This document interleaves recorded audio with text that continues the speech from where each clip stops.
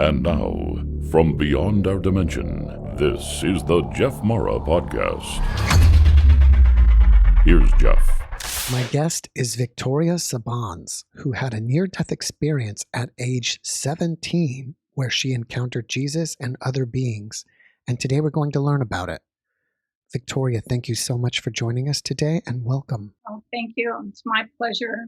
I think it's fantastic that we're having these conversations and that we can normalize them and see what is more common to the stories than is different in the long run. Well, if you don't mind, can we start on the day your NDE happened and go from there? Sure. And I have trouble calling it an NDE because I do believe it was a death experience. I went through different frequencies and changes, and I came back forever changed. So I'm not the same person I was when I left. And maybe that's just it, because I think death is just a transition. So to start at 17, it's like Janice Ian says, it isn't all it seems at 17. I had a bunch of experiences that indicated that the world wasn't what we think it is. But more so at this time, I was a typical high school student. I was into academics and dancing and choreographing and producing numbers. And I was working part-time, and I started having abdominal cramps and unlocalized pain everywhere. And my mother, who was an ER nurse, just thought it was the flu. My boyfriend decided he couldn't take it anymore, and so he went to the store and got me some Pepto-Bismol. I don't know if they still make it, but it's this bright pink frothy liquid that is supposed to help an upset stomach. It worked very well. It was highly effective in getting me to the hospital. All of a sudden, I just had a reaction to it. He carried me out to the car, and he and my mom took me to the hospital in which she worked, which was Columbia Hospital. And I was prone the whole way. And I kept notes on all of this for all of my years. I'm now 64. And because I wanted to keep it pristine and I didn't want to look at other people's experiences. But I remember being in the back of the car and putting my nails into the piping of the car and wondering how someone could hurt this much and still be alive. And, but they took me over. The doctor said that I had an acute case of appendicitis and that I would need to have surgery. It looked like it was about to burst. And so the risk of infection was extremely high. And so I was wheeled, on a gurney into the next room and then next room. And then they prepped me for surgery, and I went in, and they gave me the anesthesia. And once I had the anesthesia, something just was wrong. It was like I was highly sensitive to it. And so they had me count backwards, and then my heart stopped. And so I was, I guess down there, I guess they were all panicking. And what happened is I immediately went out of my body, and which I'd done sometimes before in my childhood. But I went and I floated above, and I saw this sort of choreographed staccato dance going on. And as a dancer, that's what it looked like to me. Everyone was panicked and doing these jerky movements, trying to figure out what went wrong and how they were going to get my heart to start again. And I continued to float to the top, and I saw this portal off to the right, and it was like I had this little small window of opportunity. That was the main thought. It was like I can do this now. And I looked down at the girl on the bed, and I knew she was me, or my body, but at that moment I didn't feel attached. I was like, I'm going. And because I could feel this amazing combination of white and golden light that was coming off and emanating. And I was naturally drawn to it because it was familiar to me. And sorry, it's like, so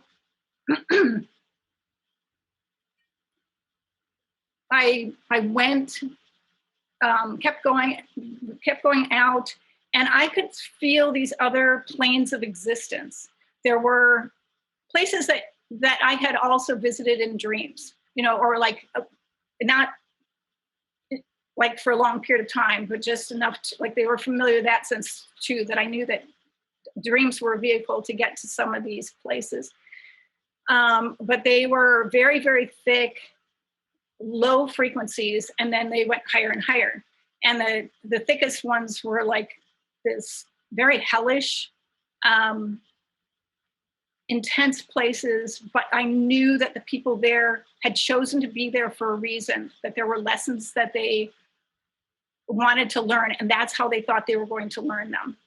And then there was sexual, realm, and again, same thing, negative to actual healing going on in there, but some aspect of learning and choices. And I was like, I have no reason to tarry there. It does not appeal to me. I'm going towards this higher dimension and this higher light.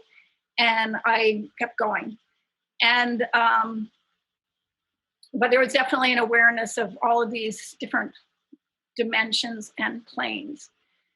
As I got to this sort of a landing point, there were, and I've only seen the imagery that looks kind of close to it maybe 2 or 3 times, sort of like where you've got these shadowy figures kind of coming towards you. And there were other people going off and up in the other direction, but further back that way. And then people coming towards me. And I was coming in. So I kind of felt like I was coming in a back entrance. But I came through, and one man, telepathically said, "Oh, welcome. We didn't know you'd be back so soon." And I grinned, but then I thought, like, do I even have a face? But I just kept going, and I thought to him, I said, well, shit happens.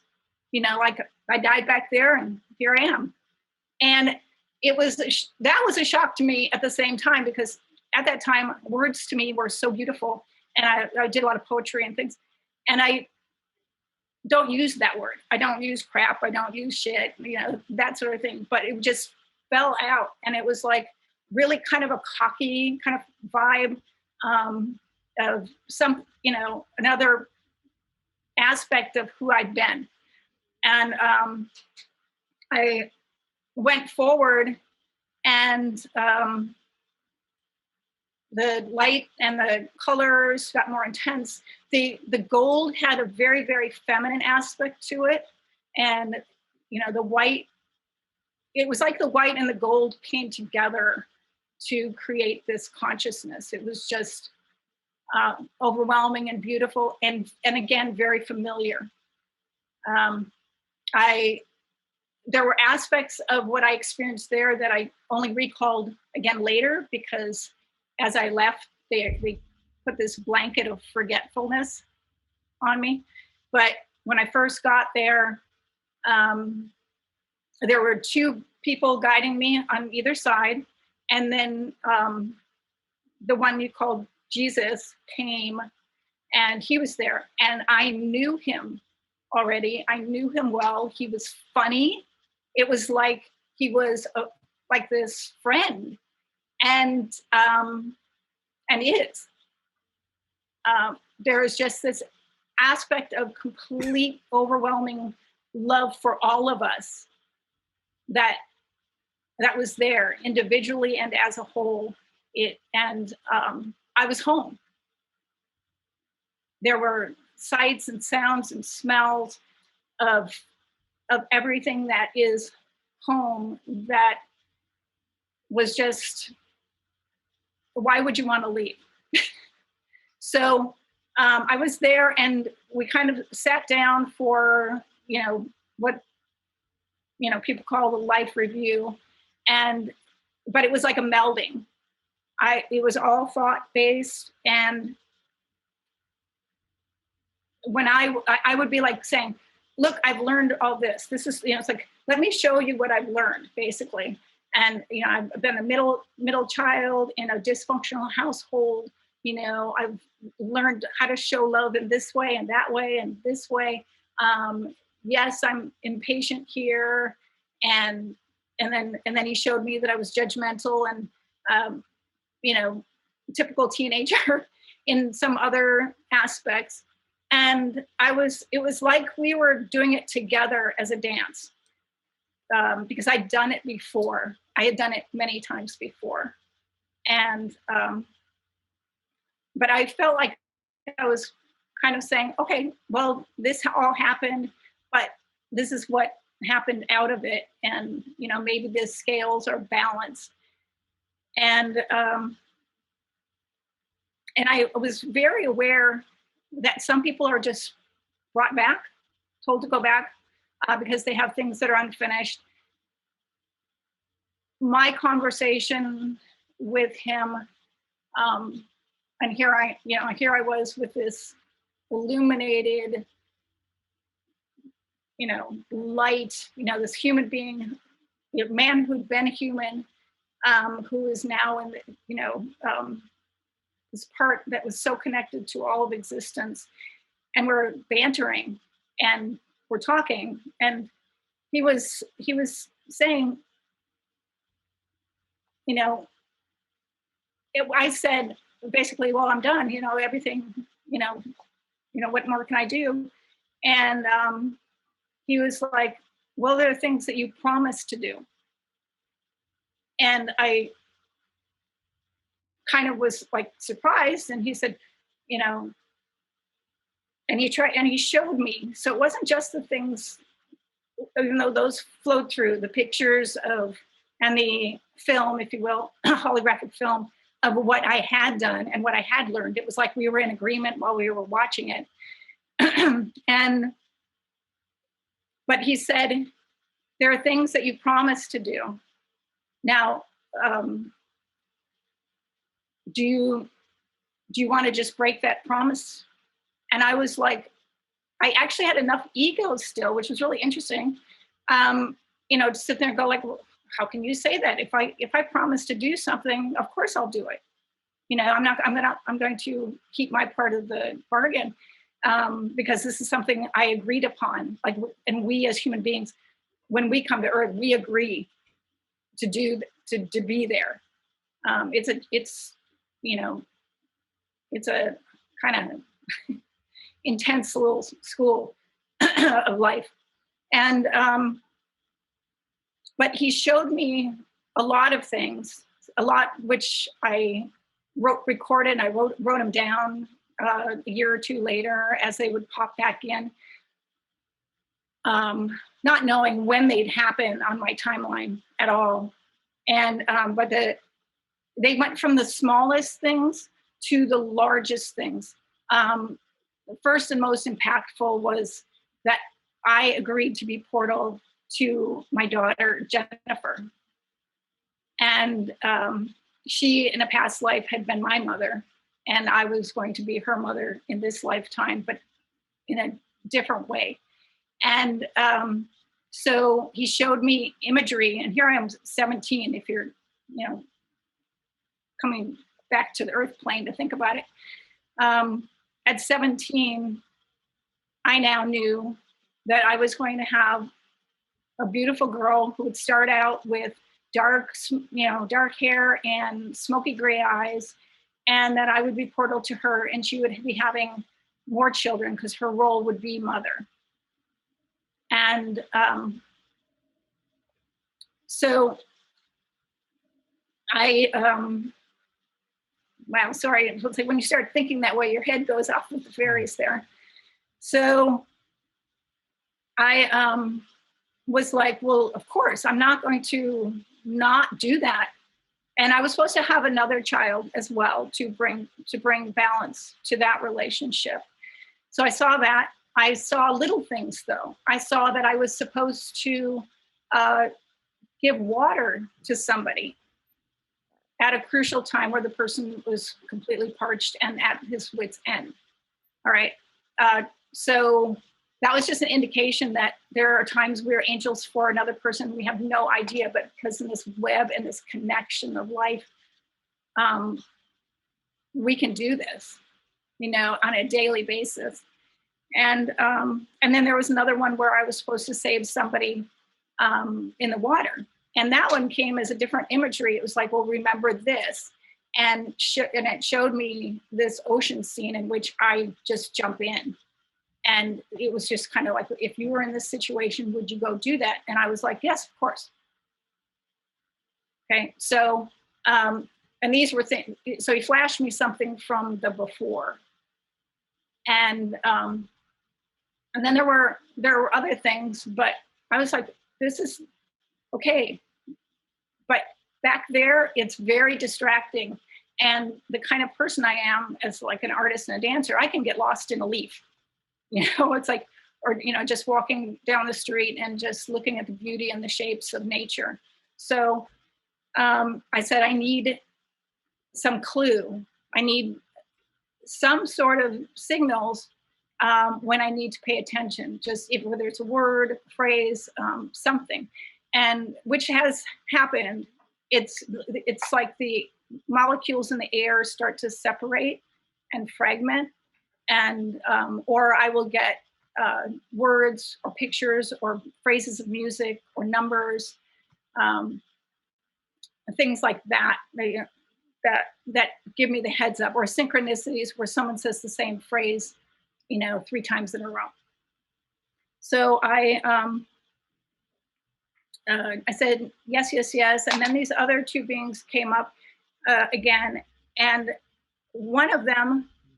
This was not the same one that guided me first, but so one was here, and then this very like ancient, aware being, and it was, tall and ancient and beautiful. It said, "Are you sure you want to remember?" And I said, I can't go back if I can't remember, because if I don't do the things that I promised to do, I'm going to have a hard time living with myself afterwards. I need to be able to do the right thing. And they got that, and they said, okay, but we're going to, put this, make it easier for you to leave now. And so some of the memories of the imagery right then came back to be reminded after, in terms of what heaven itself or whatever this plane of existence was that looked like. So anyway, so they turned around. I said goodbye to Jesus, and we went back down, and the same kind of way that we left. And there were people still doing this other traveling up and down these portals in different areas. And it almost had like the vibes of, stars like falling as you looked further away. It was amazingly beautiful. And at that point where I stepped out from these two other beings, I came back, and I started floating down, and there was this amazing indigo starry night. I'm floating through everything. I'm being cradled down, and I'm reminded of the sense that we are all one. We are all connected. Every person's journey matters.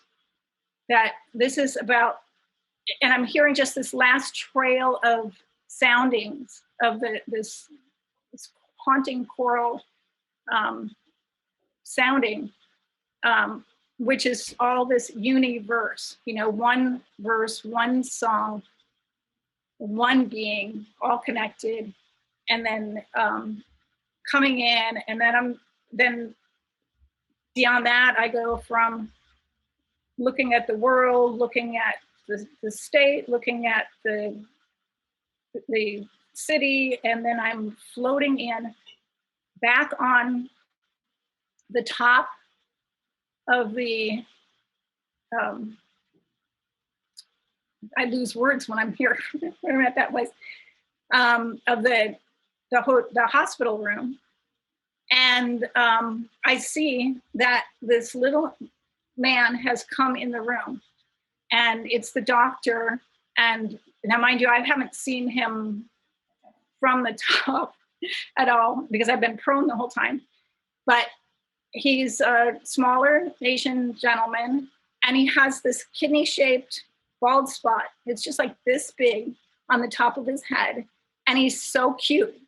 And when I was in this in-between state, I could feel the measure of his heart.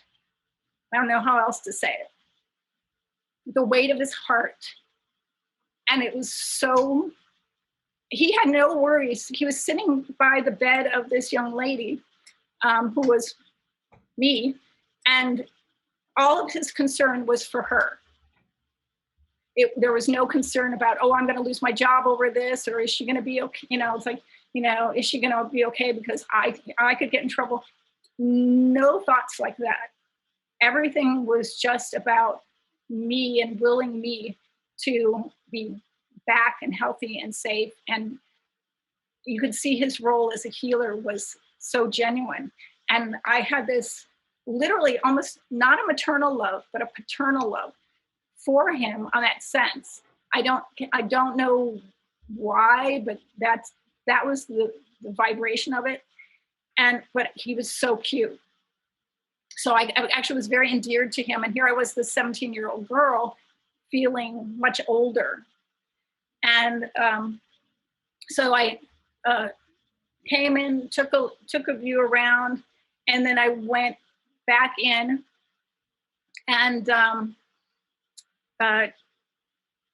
then he kind of gasped, as I kind of, made some sound.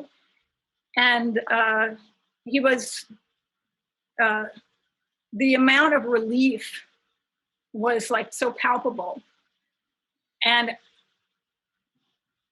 I knew, like, at this point, they told me it was going to be difficult, but, I was like, woke up and I had like, little pains going all everywhere just by moving, and I couldn't catch my breath. But then I tried to comfort him, and my hand just kind of flopped. This is the best I could do. And he kind of leaned forward, and I said, I died. And he came forward, and he leaned forward more, and I said, he said, I've heard of this before.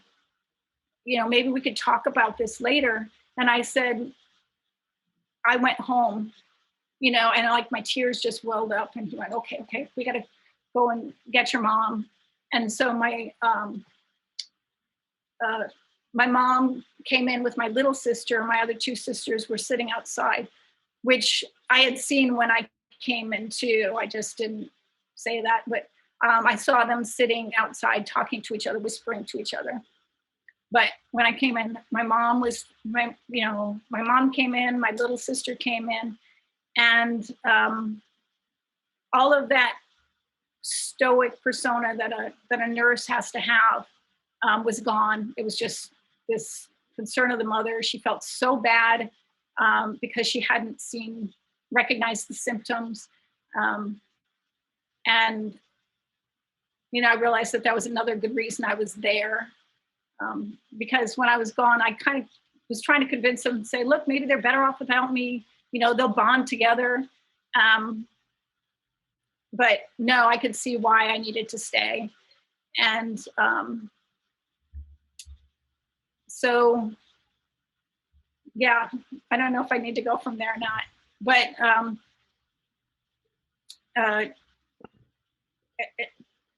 at that point, I just, the next 2 years were major adjustments, but that's the experience itself. Well, thank you for sharing your experience with us. And I think you did have an NDE. When you were with the initial beings that were guides, do you think those were angels or members of your soul family or just guides in general? I did not get a sense of familiarity with the two that led me up. There was a sense of familiarity with the person that I met who said, nice to have you back. But there was also some aspects of things that I remembered later, like I know that I met my mother's brother who had died. And there was and that was part of what I'd been shown too while I was there were, my mother's story and my dad's story and how that was all connected to the way they were at this moment and why they were so dysfunctional together. Because back in the Midwest, people didn't talk about their stories. Parents, had that thing about the kids should be seen and not heard. You don't really talk to the adults so much. I kind of worked my way through that because I was actually actively interested in the adults, but I didn't know the extent of things. My around, I don't even know how to explain this, but I actually did understand just telepathically what some people's lives were and what some relationships were, but that wasn't the main focus of mine. I did go and I did go to, I did know where the Hall of Records was. I did see that. I did see, or the Akashic Records. I did see a room in which people's wings were being made. I don't know how else to explain it, but there were these pulsating and growing fibers. And when you looked at, and it had to do with their stories, but like names would pop up with the colors, and I did see people's names with it. But in terms of like a grandparent or somebody else coming in, no. I have seen people while I'm here. My mother came back to visit, and my godfather came to visit, and my grandmother's come in primarily through a smell. And so that's her signal to me that she's nearby. You mentioned that you smelled things, heard things, saw things. Can you tell us a little bit more about what you saw and heard and smelled? Okay, on the other side. Well, one of the things, and I've been meaning to do a painting of it forever, was just this amazing, beautiful grassy area. The most vibrant, pure grass green you could ever imagine. Just, it's like immediately goes to your heart. It's like this. With people walking in white tunics and animals everywhere. They'd sit at tables or wherever else they wanted to sit. If they wanted to sit in the grass, they were sitting in the grass, and they were communing with each other. So there's no distinction between the human beings and the spirit beings and the animals on that sense. There's the telepathy going back and forth and intelligence going back and forth. Part of my favorite images was a man who is sitting there talking with a crow. and a ocelot that was off, at the edge of the table, just like a little common cat, and very intently listening, and as the woman was listening. So they were it was a telepathic conversation, and so they were just intently listening to each other back and forth. And then there were people just walking everywhere. Anything that was a building or a piece of furniture also pulsated with a life. And I was reminded later, that we think that buildings and things are solid, but they're mostly air. And so this is like a heightened level of that. As far as sounds go, everything being frequency, resonance, and vibration, the vibration of sound was something that was so hauntingly beautiful that every once in a while I will hear a piece of music that comes a fraction of that closeness to it. And, I'm emotional because it feels close, like somebody has really gotten inspired enough to get close to that sound. And I can't, there are no words, earthly words to describe it. What about smells? Okay. And I have to say that when I was referring to the smells there, I didn't really smell the smells like here. I can't explain this because it's not when you're in a human body, that's what it's about. That's one of your learning tools. What I was referring to is that, like, my grandmother's come in as a smell. There are things that shift when it's a smell, but there I didn't smell it. I'm not consciously aware of when I was over there that I was smelling things. It was visual and very oral and telepathic. Can you tell us what Jesus looked like? Good question. When there's a couple paintings I've seen that are close to it. There's a young lady that was interpreting paintings of Jesus and I can't remember her name right off the bat, but she had one that was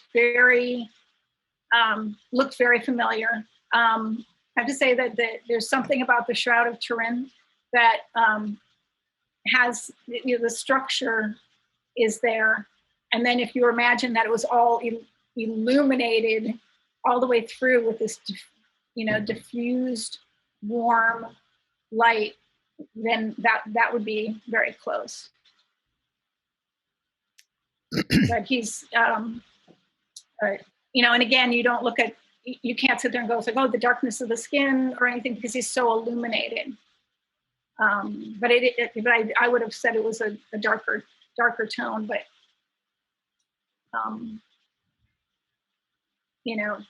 he's beyond that, and everything gets like sort of diffused and soft, like a photo filter. Are you Christian, or were you prior to this experience? Now, my parents used to take us to church when we were little. I couldn't go most of the time because I would get nosebleeds, and so I would be sitting at home.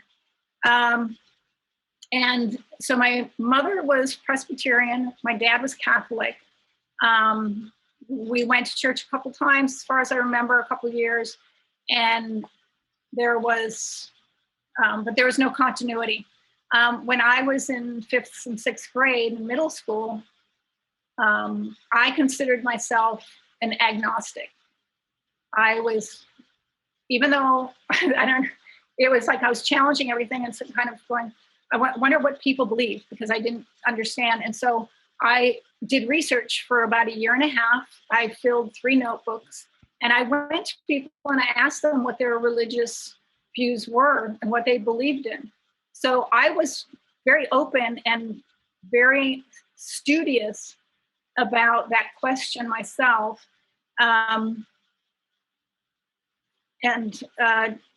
So but I felt like it was the right thing to do. It was like to have people talking about what they believed in. Do they believe in ghosts? Do they believe in this or that? And and that was before all of this experience. So, but I had an experience with my sister a couple of years earlier. And we had been over, my mother had taken us over to my dad's secretary's place, and we watched this horrible horror movie. We went to bed, and we were like, and I was trying to comfort my sister. And I said, we're fine. Let's just go to bed. And we both had the same dream. There was this huge boat in the dream, and it came towards us, and Jesus was at the helm of the boat, and he came out and he said, "You have nothing to worry about. You are protected and loved." And we both woke up after that dream, and it's like, my sister started talking about it, and I kind of held back because I wanted to hear what she had to say. And it turned out we basically had the same dream. And that's not the only time I've had the same dream with somebody, but because I try and remain a little analytical on one part, just to make sure it's not my imagination. And, at that point, that was the only other experience I'd had was when I was, like maybe third, fourth grade. Besides fulfilling your promises, in what other ways has this experience changed you? Well, I didn't actually, even until recently, I didn't realize how much it had.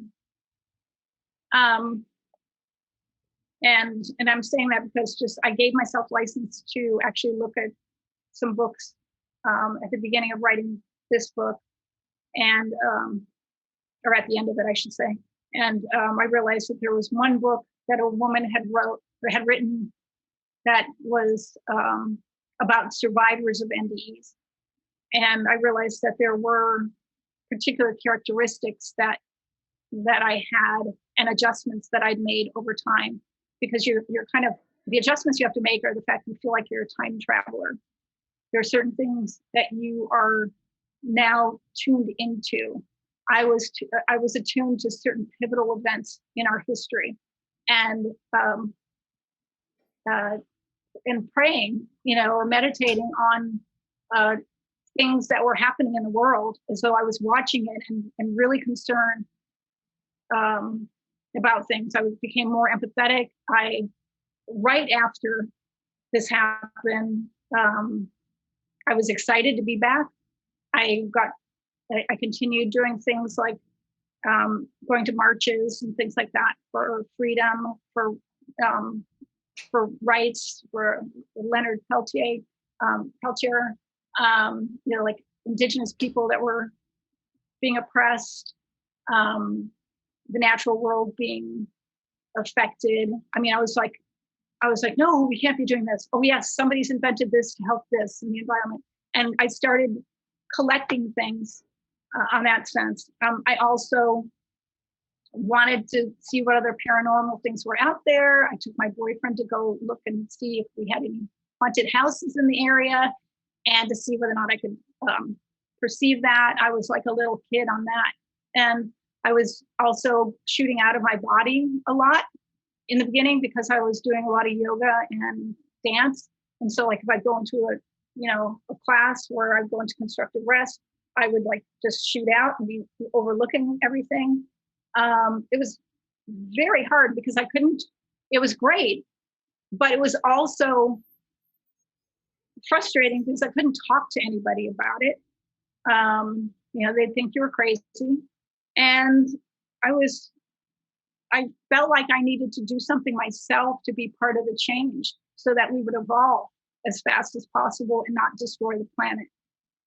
I became very, very much aware of the earth and water as being sentient. Back then, people would talk about dumb animals, and it would just get me very upset. We're more advanced in that one now. But everything became very intense. I was having fun and I wanted to dance and do all of these things and connect with people. At the same time, I was a 17-year-old who now knew she was going to have a baby, and who that was going to be with or what that was going to look like. And all of that was very, grounding and intense. And I could get very serious about those things. So it was a very tough balance of trying to live my life at the same time. I was aware that this world isn't what we think it is, that we all have roles here, but we don't know what they are because most people are not allowed to remember. And I had made a point when I was there, and I said, I have to remember because more people need to remember, the truth shall set you free. You have to allow more people to be a bridge so that they can make sure that we don't destroy the planet, that we don't destroy ourselves, that we function through love rather than fear. And when we are fearful, that we go through the fear to the other side. And so I just tried to incorporate all of that into my daily life. And when I started teaching, I did the same thing. But it's always been a challenge, and even but it amped up over time. 2012 was a big year for me, and 2017. There were these shifts and transitions that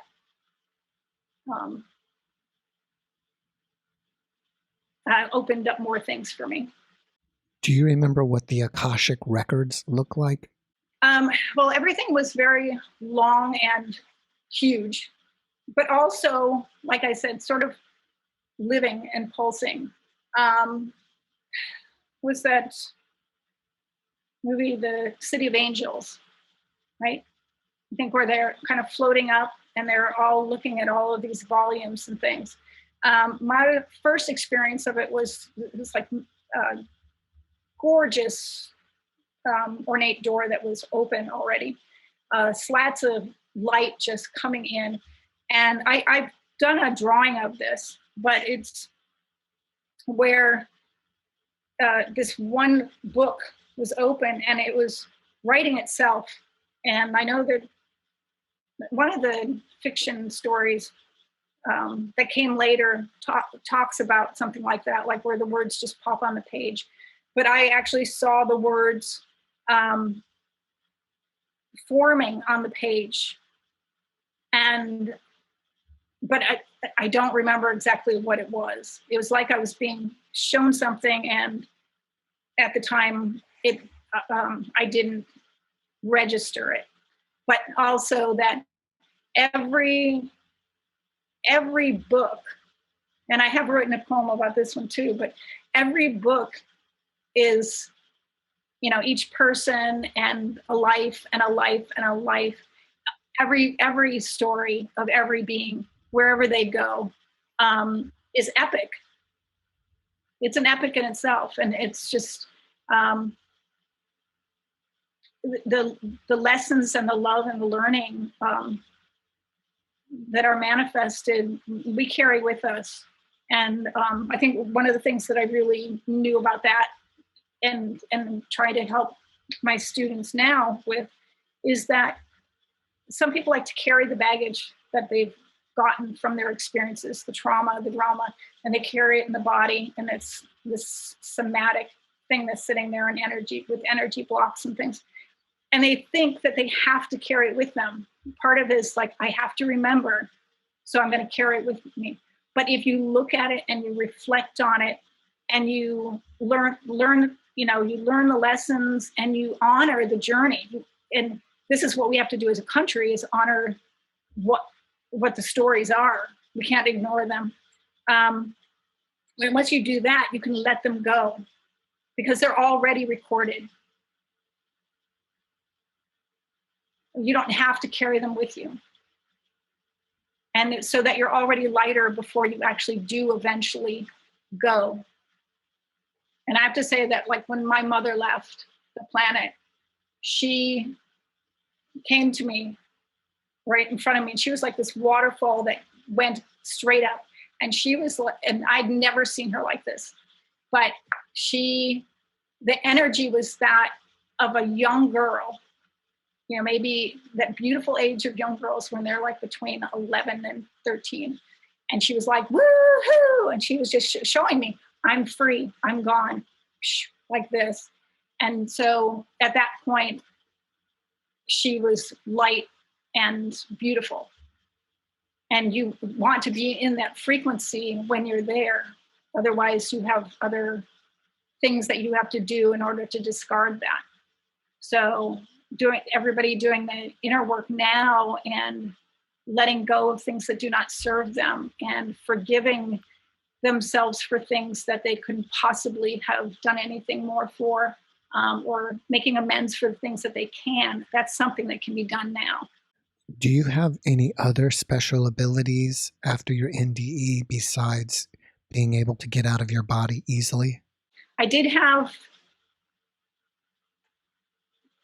certain times that I'd already gone out of my body before. I had a fever when I was little, and I felt myself go out. And I had an experience in high school where I could prove, and I document this in the book, where I floated out of my body, went downstairs, and saw my mother in the kitchen, and saw that she had a sexy magazine on the divider, you know, and went back into my body and came back in. And then I went through and check, everything was there. And it was a very bonding moment for me and my mother. But so I did have that beforehand. But I think I was more conscious of it, being able to do it in my dreams as well. And I do believe you don't have to die to travel. And of course, I think now remote viewing is part of that. But you can do that in your dreams. You can travel to specific places. You can visit people. I've done it. So I think that one was there. But the heightened awareness of other people's stories and their energies and what's blocking them, that has increased over time. I know that, like, when I was in the classroom, I would just, I get messages to, like, oh, focus on this child during period 1, you know, or I'd go into the classroom and scan, and it would be this one, this one, this one. And I knew those were students that I had to focus on. So things became more, as I got older, more just a thought, a connected thought like that. And what else?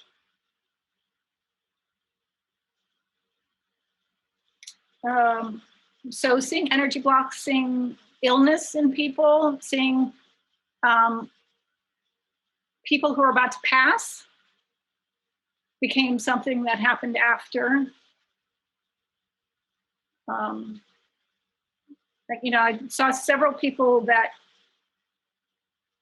I would get a very irritating vibe, and within a certain period of time, those people passed. And I tell about those in the book. Well, you mentioned your book. What is the title of it, and where can people find it? This is the other part.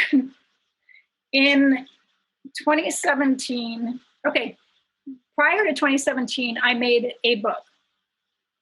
And again, I didn't have any sense of awareness that I was required to make a book.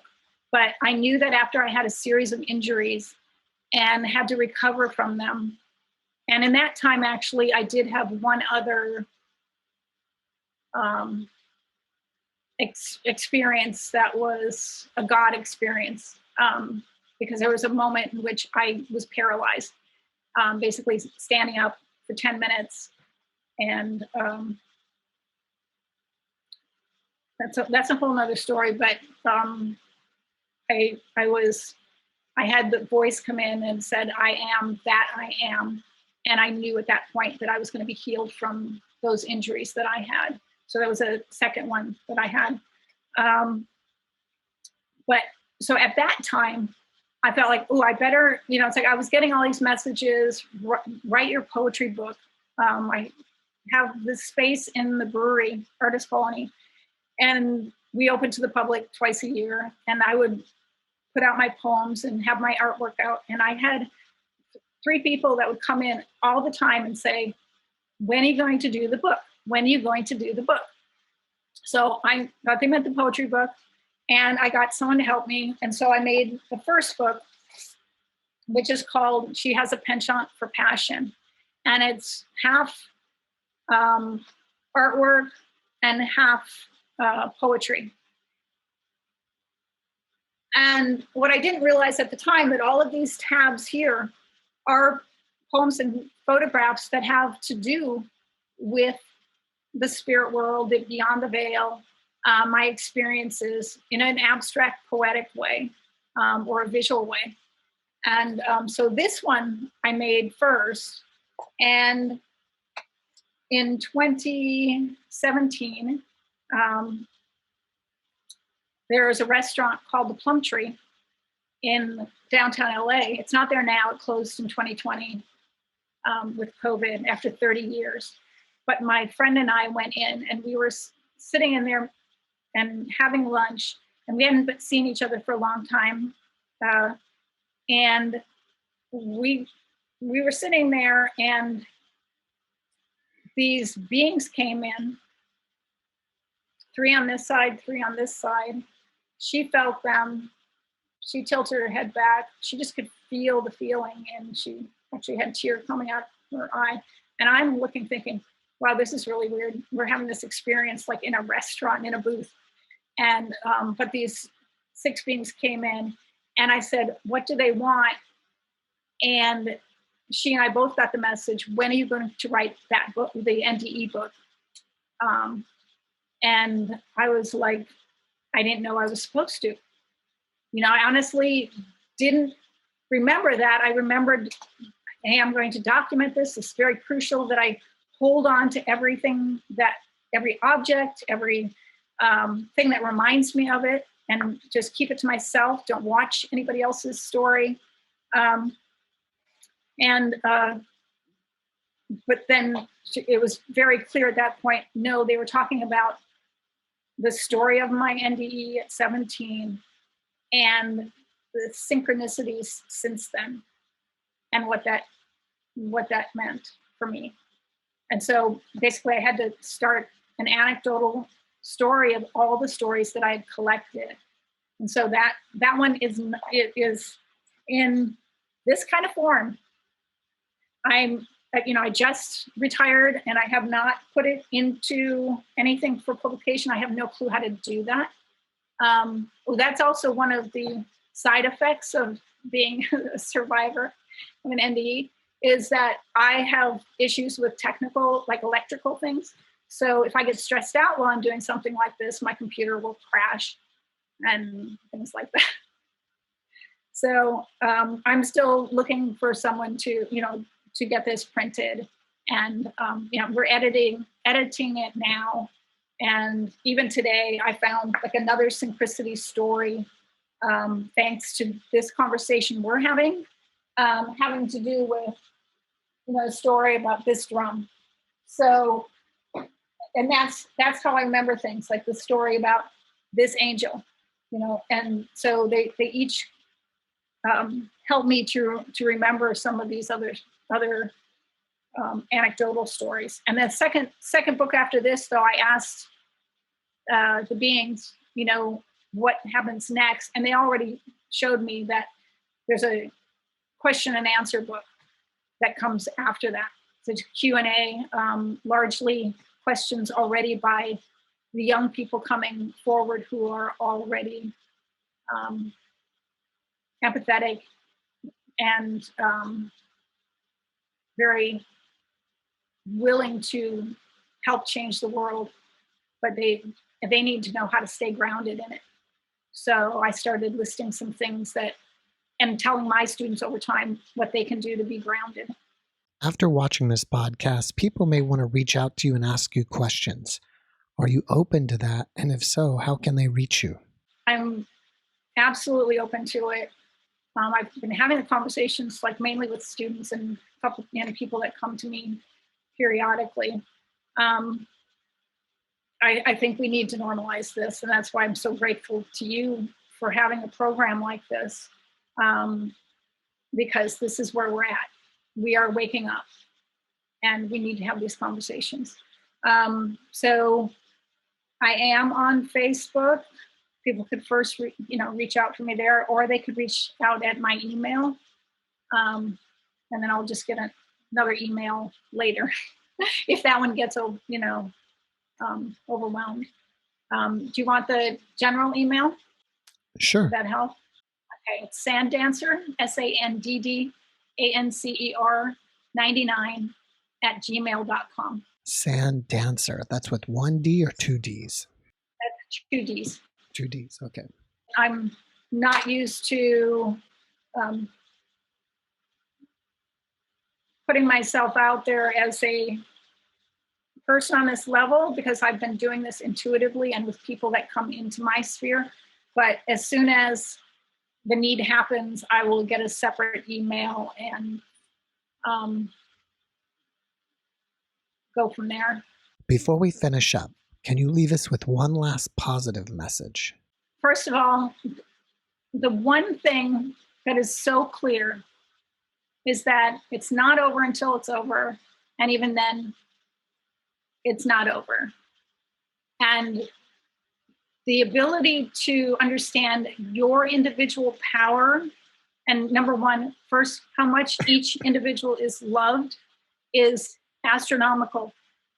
The fact that you have to empower yourself during these times is everything. I've had a lot of people who are overwhelmed by what's going on in the world.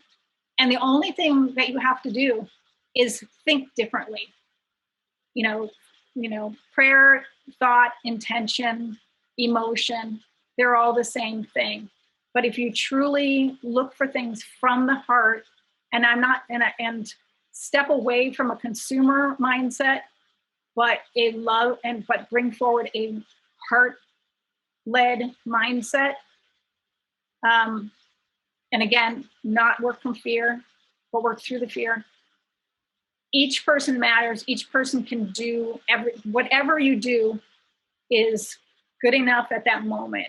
Whatever you're capable of at that moment is fine. And just remembering that, you've already had people who are angels for you.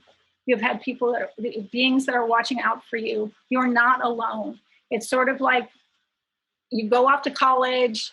Sorry to use the teacher analogies, but you go off to college and you think you're on your own and you can't ask for help anymore. But the fact is, you're never alone. You're taken care of and you're watched over. And that this world is magical. And it's not just, you have to be careful about the stories that you're taking in and the enculturation you agreed to. So a lot of that has to do with taking the time for the self-love, taking the time to let go. This is the time to do that. This is all about you as an individual.